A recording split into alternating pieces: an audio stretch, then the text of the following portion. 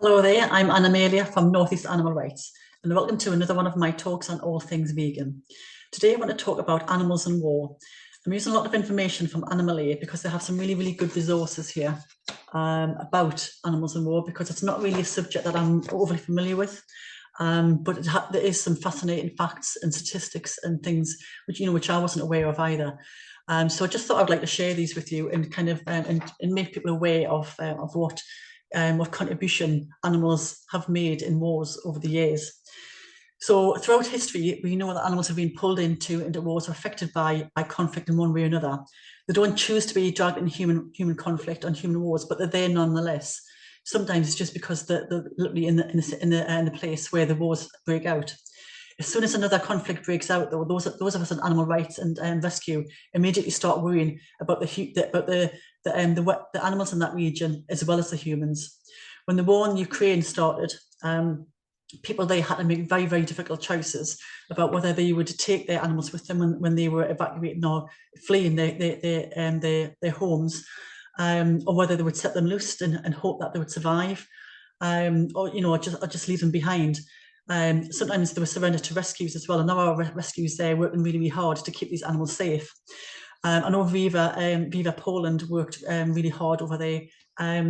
You will remember some videos of Wendy Turner Webster and Gary Webster, who we interviewed ages ago. They went over there and they were filmed live, taking over supplies and working with Viva Poland, who were accepting animals from Ukrainian refugees, because the animals are very important to those fleeing their country. But it must be awful having to make a choice like that. I can't imagine it myself. We're lucky in the UK. We haven't been brought into any of those conflicts for a long time, so we don't have to make those decisions. But imagine being told that you have to flee your home, but you can't take your animal with you, or you have to take your animal with you, and you don't know how you're going to cope with them on the journey. But also, I mean, look what's going on now in Israel and Gaza, and the horrible the human cost. But obviously, the animal cost has not been reported as well. So animals are kind of there, they're always there, and they're always caught up in these awful situations. But what about these animals who we put to work in conflicts? So these are not animals who are just there because they're family pets, or they're in zoos, or they're in shelters. But these are animals who we are taking out of their situation, and putting them to work. We know that right around the world right now, that the armed forces use dogs for sniffing out bodies as well as bombs as well, and on the battlefield.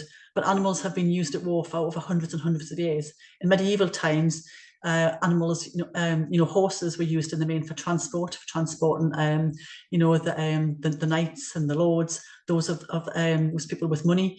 And one of the ways for a soldier to get, like a foot soldier, to get close enough to somebody on horseback was to injure the horse.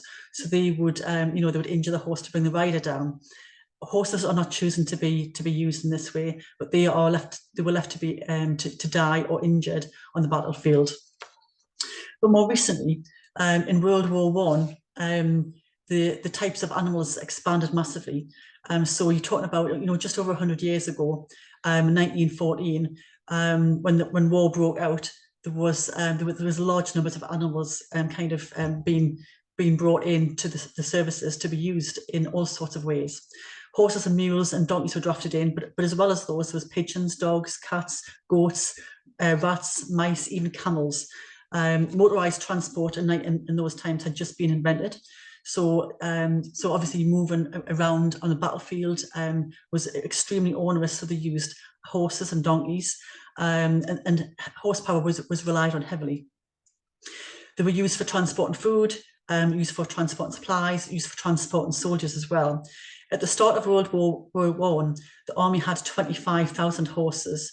So if you can imagine, obviously in this day and age, there'll be considerably less horses. However, because there is obviously the reliance on tanks and on vehicles, but in those days it was much more reliance on horses. But they drafted in 140,000 horses in the first fortnight of war breaking out. But 4 years later, at the end of the World War One, 1918, it was estimated that over 8 million horses, donkeys, and mules had lost their lives in the war. 8 million.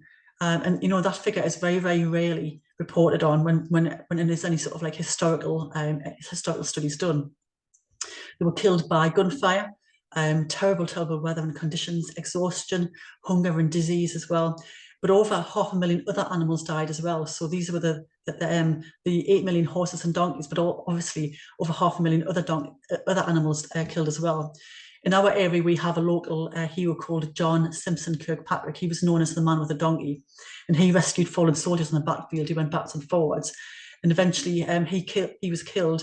But the donkey still stayed in service and went backwards and forwards, continuing to work in field hospitals, ferrying human casualties backwards and forwards.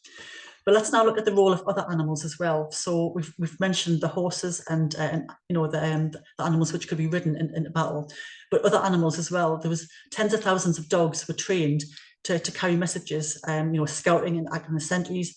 They were taken from dog shelters at the outbreak of the war, and the government also encouraged families to give up their much loved family pets to be trained to provide for the war effort. Those who passed the training were sent to the front line, but those who didn't pass the training were put to sleep. So they were killed before they even got there. Now, soldiers in trenches, obviously soldiers in trenches, you know, we've all seen some horrendous, you know, footage of how it must have been to live in these trenches. And, you know, the dogs were used as companions as well as messengers as well. They were going backwards and forwards, but the soldiers did, you know, did have a bond with these animals. At the end of the war, though, the majority of the animals, because of the quarantine situation, they couldn't get the animals over. It was very, very expensive as well. They couldn't rehome so many dogs over there, you know, around the battlefield. So the majority of these animals were put to sleep. So imagine, you know, they've built up these bonds with the soldiers. They've carried out all of these really, really dangerous tasks, and that's how they're rewarded by being killed.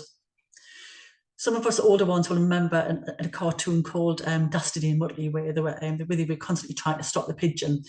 And pigeons were used in their tens of thousands to carry messages backwards and forward from the front line to pass information backwards and forwards. And they were considered so important to the war effort that if anybody hurting pigeons, particularly messenger pigeons as they were called, could be imprisoned up to 6 months. But it was estimated that there was 100,000 pigeons were used by both sides of all sides of the conflict, but over 22,000 pigeons died.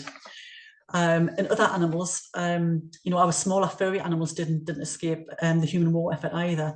Canaries and mice, they were already used in you know, in seeking out poisonous gases in coal mines. We know that they weren't, they were used basically if they died.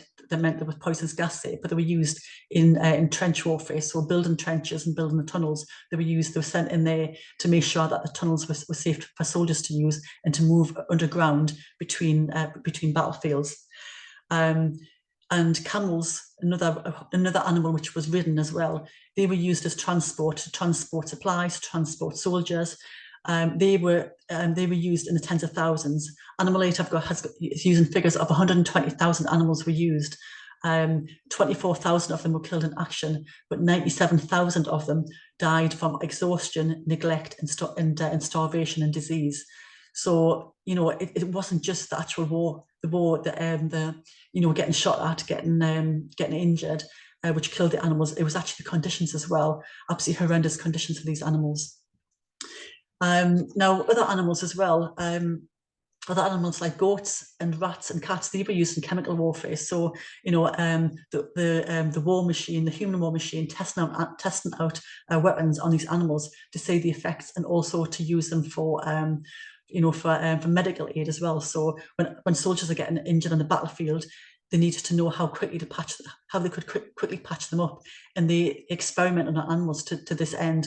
And they still do that today. Porton Down is a horrific facility in the UK, which is used for chemical warfare and weapons research. Now, it is right that on the 11th of November every year that we do remember the humans who gave their life, you know, for our freedom. They were, you know, the past and present. It's not just about World War I. I've talked about, you know, all of the conflicts leading up to today, you know, medieval times, World War I, World War II, the Falklands War, all of the other conflicts where soldiers, humans have lost their lives, it's right that we pay tribute to them and remember that those who give their lives for our freedom. But we also need to remember the animals who give themselves as well.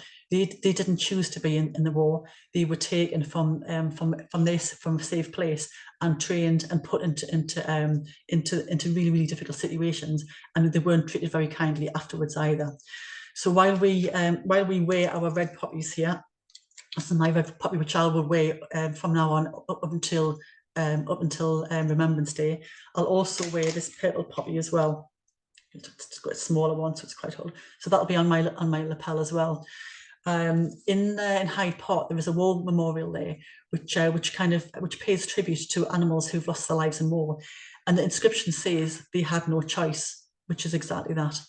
You know, they didn't choose to be involved in this human conflict, but we need to remember them. We need to remember their sacrifices as well as the humans as well.